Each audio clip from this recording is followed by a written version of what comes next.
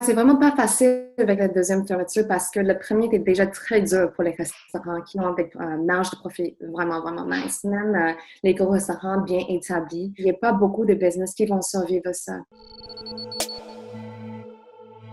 L'objectif du fonds, c'est de vraiment offrir une aide économique d'urgence aux employés des restaurants, bars et cafés qui font face à une perte de revenus due au COVID-19. Le fonds a commencé, je pense, peut-être le 17 mars. C'était cofondé par deux personnes, Caitlin Doucette, qui est sommelière, puis Jessica Citrin aussi, puis beaucoup d'autres personnes qui travaillent sur l'équipe.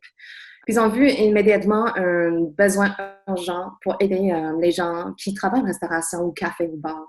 Donc, ouvrir le fonds avec un GoFundMe, c'était un GoFundMe assez simple. On parlait de comment donner d'argent directement aux personnes qui ont besoin d'acheter l'épicerie, des médicaments, vraiment des dépenses urgentes comme ça, ou le loyer, et en faire des dons directement. En fait, c'est des transferts directs. Donc, à date, on a aidé plus que 940 personnes, puis on a récolté plus que 170 000. Donc, on continue de récolter d'argent, mais on a vu beaucoup la générosité des Montréalais et d'autres personnes d'ailleurs aussi. Cette deuxième fermeture, c'est comme si tu es propriétaire, tu as un business, puis tu as une marge de profit déjà assez mince. Puis là, c'est impossible de bâtir même un budget parce que tu ne sais pas combien de personnes vont venir chercher des take-out. Tu ne sais pas pour combien de temps tu vas pouvoir offrir du take-out ou si un membre de ton équipe va tomber malade.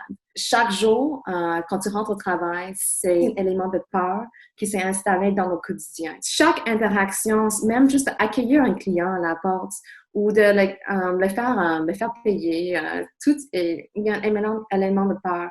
Puis les travailleurs en cuisine, c'est la même chose aussi. Tout est vraiment touch and go en ce moment qui fait en sorte que c'est difficile pour beaucoup de monde, cette deuxième fermeture. Pendant l'été, on a regardé aussi beaucoup d'autres on peut faire pour augmenter la résilience de la restauration. On ne sait pas quand la pandémie va terminer, quand on va recevoir un vaccin. Puis après ça, combien de temps ça va prendre pour qu'on ait vraiment un vrai relance, un vrai rétablissement. On va continuer à faire des webinaires ou des trainings. Puis on vient tout juste de commencer un nouveau side project, en fait, avec un organisme qui est similaire à Toronto. Puis ensemble, on a créé la Coalition des travailleurs en restauration du Canada, en fait.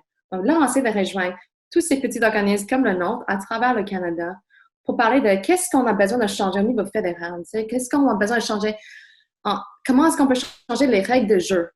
On réouvre les fonds pour cette deuxième fermeture, donc les gens peuvent toujours faire un don sur nos sites web, sur nos GoFundMe.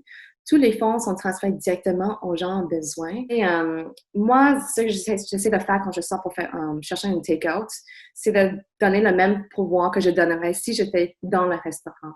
Tu sais, si tu as un café ou resto de quartier que tu aimes bien, pourquoi pas les envoyer un note sur Facebook pour le dire Hey, j'ai pensé à vous, j'ai hâte de retourner bientôt. Puis acheter un certificat cadeau pour l'instant, pour qu'il y ait un peu de revenus.